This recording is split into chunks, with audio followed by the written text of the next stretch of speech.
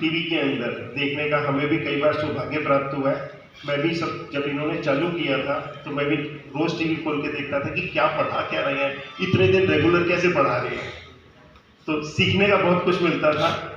तो हर बार नई नई चीज़ों के विषय पे बताना, ऐसे हमारे मोहन गुप्ता जी हैं। एक बार पूजा जी। नमस्कार सभी उपस्थित सभाजनों का, अतिथिजनों का मैं बहुत बहुत धन्यवाद करती हूँ, सभी को प्रणाम करती हूँ। मैं सिर्फ थोड़े से समय में आपको आचार्य श्री मोहन गुप्ता जी के बारे में 2 शब्द बोलना चाहती हूँ। मेरे गुरुदेव आचार्य श्री मोहन गुप्ता जी, जिनका लगभग 10 साल का एलोपैथी का एक्सपीरियंस है और 22 साल 2 दशक से भी ज़्यादा का नेचुरोपैथी के इस क्षेत्र में आप कार्य कर रहे हैं। आपकी गाइडेंस में लाखों लोग बिना दवाइयों के स्वस्थ जीवन जी रहे हैं। जैसा कि श्री विजय गोयल जी ने कहा कि हम अपने अपने एक्सपीरियंस को शेयर करें, मैं भी उनमें से एक हूँ जिसने अपनी अनेकों बीमारियों को बिना दवाई के ठीक किया है और अब मैं वर्षों से कोई भी दवाई नहीं ले रही। हमारे लिए आज हमारी ऑर्गेनाइजेशन के लिए, नेचुरल लाइफस्टाइल के लिए ये बहुत गर्व का विषय है कि भारत में, हिंदुस्तान में प्राकृतिक चिकित्सा के जनक कहे जाने वाले पंडित के लक्ष्मण शर्मा जी के शिष्य ब्रह्मलीन आचार्य शेषाद्रि स्वामीनाथन जी, ब्रह्मलीन जिन्होंने अपना पूरा जीवन इस सेवा कार्य में लगाया, मेरे गुरुदेव के गुरुदेव हैं, यानी कि आचार्य श्री मोहन गुप्ता जी के गुरुदेव हैं, और जिन्होंने अपने अंतिम समय में आचार्य श्री मोहन गुप्ता जी को सेवा मंत्री और प्रचार मंत्री घोषित किया और सेवा रत्नम अवार्ड देकर इस कार्य को आगे ले जाने का कार्य दिया। आज हमारी ऑर्गेनाइजेशन 150 साल से ये कार्य कर रही है। इसके लिए मैं हमारी ऑर्गेनाइजेशन नेचुरल लाइफस्टाइल को बहुत बहुत शुभकामनाएं देती हूँ और आचार्य जी को आमंत्रित करती हूँ।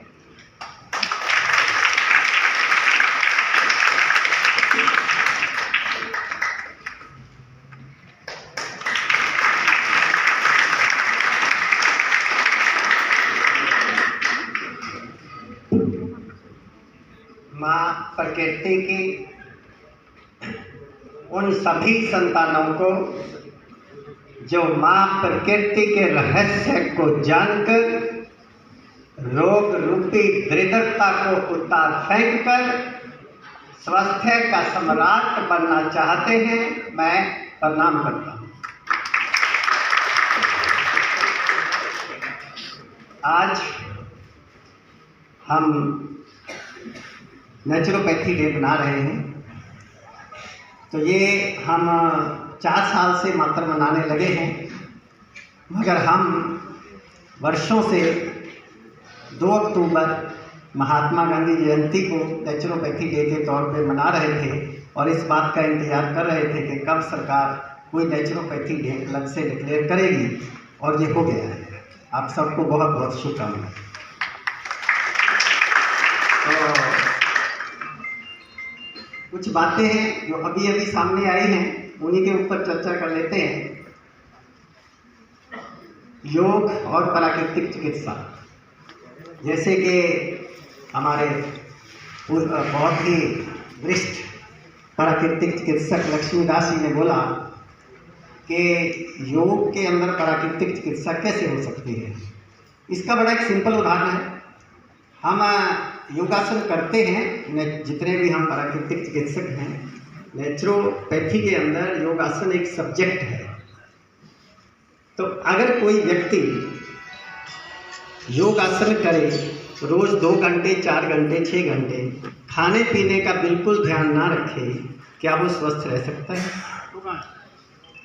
अगर कोई व्यक्ति खाने पीने का ध्यान रखे, क्या खाना है क्या नहीं खाना है, और योगासन बिल्कुल ना करें, क्या वो व्यक्ति स्वस्थ रह सकता है?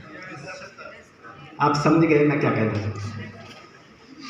दूसरा, आज के हमारे मुख्य मेहमान श्री विजय गोयल जी, आप अगर यहाँ पर हैं, उसका कारण एक ही है कि आप हमारे साथ हैं। और इससे और कोई बड़ा कारण हो नहीं सकता।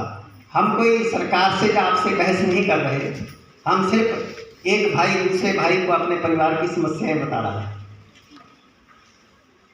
तो जैसे आपने कहा कि हम इसको सरल बना लें, तो हमें थोड़ा बैठने की ज़रूरत है, आपस में थोड़ा समय लगाने की ज़रूरत है। अगर हमें यहीं पर 1 घंटा बोलने का मिले तो 1 घंटे के अंदर हम इसको पूरी तरह सरल बनाने का तरीका बता सकते हैं। गांधी जी और मेरे गुरुदेव जी दोनों के एक ही बात थी। गांधी जी टोटल अप्रोच की बात करते हैं, Gandhi ji law of vital economy and non violence की बात करते हैं, और मेरे गुरुदेव जी ब्रह्मलीन आचार्य शेषाद्री स्वामीनाथन जी जिनके हम शिष्य हैं, और हम पिछले 150 साल से गुरु शिष्य परंपरा से चल रहे हैं, हम भी इन्हीं सिद्धांतों की बात करते हैं। जब हम इसको सरल बनाने की बात करते हैं, मेरे गुरुदेव जी ने कहा कि ये सरल है, इसको घर बैठे ही किया जा सकता है, किसी हॉस्पिटल में जाने की ज़रूरत नहीं। आप मिट्टी की पट्टी लगा रहे हो, आप कपड़े की पट्टी लगा लीजिए पानी में भिगो के अच्छे से निचोड़ के। जो काम करता है वो पानी करता है, पानी कैरियर है। और यहाँ पर टेम्परेचर आपने ठंडा करना है आधे घंटे के लिए, इधर की तरफ ब्लड सर्कुलेशन बढ़ाना है। मिट्टी की पट्टी लगाएंगे तो भी बढ़ जाएगा, कपड़े की लगाएंगे तो भी बढ़ जाएगा। कपड़े की पट्टी घरों में लगाई जा सकती है, सरल है, मिट्टी की पट्टी मुश्किल है। हम स्टीम बाथ की बात करते हैं, स्टीम बाथ के लिए आपको हॉस्पिटल जाना पड़ेगा, हम सन बाथ ले लें जो आप अपने घर में ले सकते हैं। तो ये सरल बनी हुई है, और इसको समझाना कितना आसान है। ये हमारी भारतीय पद्धति है, ये कोई विदेशी पद्धति नहीं है। हमारे शास्त्र इससे भरे पड़े हैं, हमारा कल्चर इससे भरा पड़ा है।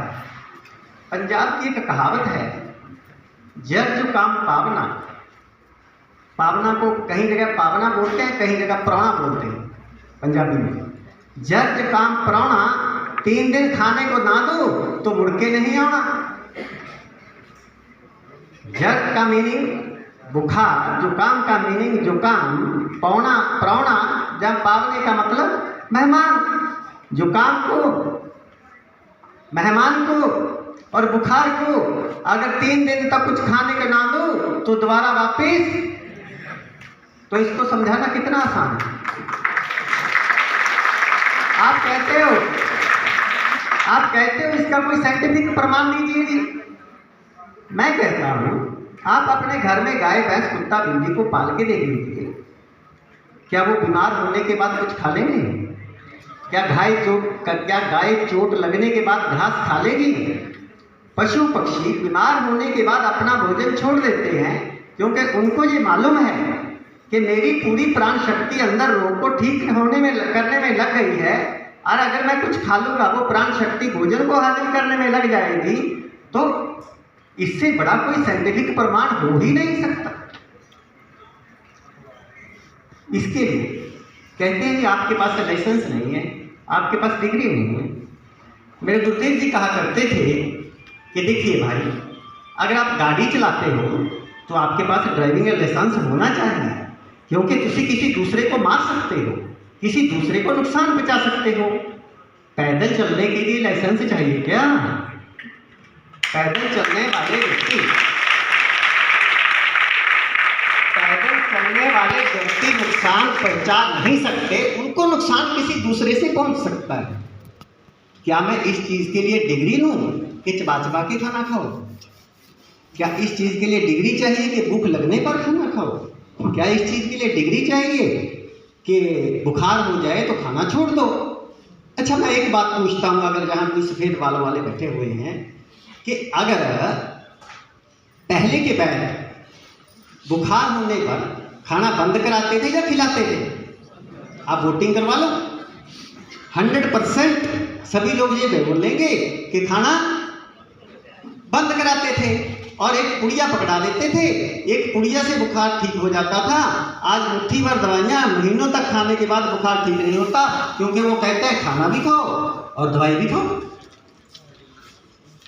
तो इसमें कोई बहस की बात नहीं है।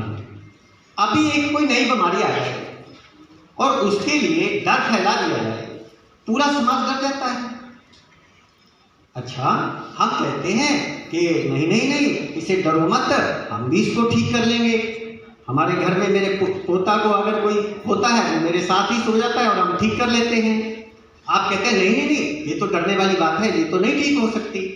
अब हमारे मुख्य मेहमान जी ने बोला कि डाटा हम टीवी पर प्रचार करें, यूट्यूब पे हमारे चैनल पे आइए, जितने वीडियो चाहिए देखिए।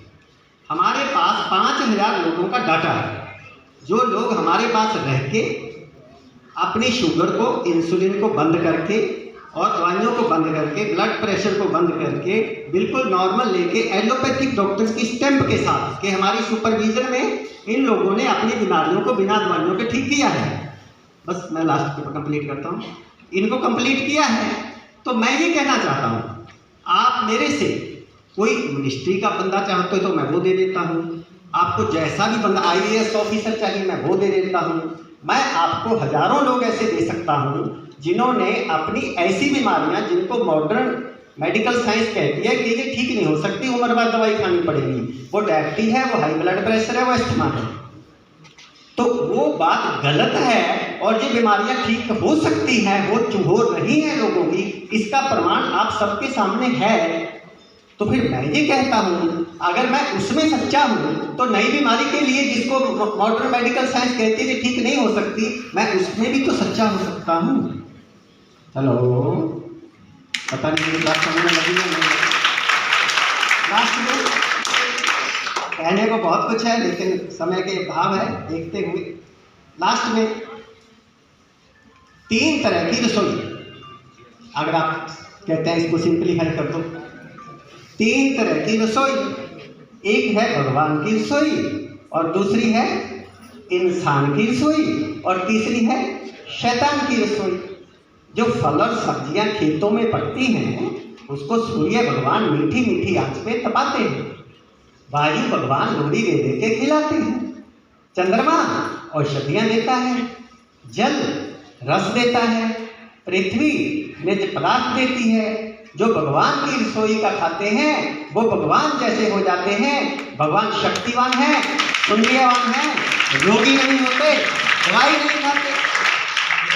दूसरी है इंसान की रसोई, जो इंसान की रसोई को तल के, भून के, बिगाड़ के बनाएंगे, वो इंसान की रसोई नहीं।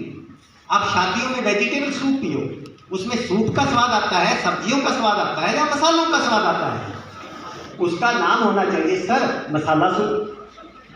हलवाई की दुकान पे लिखा आता है केसर के लड्डू, वहां लिखा होना चाहिए केसर के रंग के लड्डू। गुलाब जामुन में ना गुलाब है ना जामुन। महात्मा गांधी लिखते हैं कि मेरे को शर्म आती है कि शिक्षा और कानून में परिवर्तन करने की जरूरत है। मेरे को लगता है बदले हुए भारत के अंदर हमें अब शर्म आनी शुरू हो गई है और अब इस ऊपर काम चल रहा है।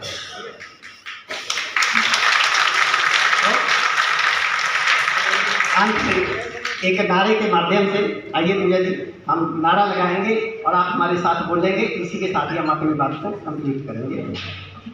आइए हम सब मिलकर नारा लगाएंगे, हम स्वस्थ हैं, हम और स्वस्थ हो रहे हैं, हम सभी को स्वस्थ कर रहे हैं, सभी को स्वस्थ करें। हम स्वस्थ हैं, हम और स्वस्थ हो रहे हैं, हम सभी को स्वस्थ कर रहे हैं। अंत में मैं आभार प्रकट करता हूँ विनोद कश्यप जी का, अमित नागपाल जी का, इन्होंने सुंदर प्रोग्राम का आयोजन किया और आपको बहुत बहुत शुभकामनाएं। धन्यवाद धन्यवाद।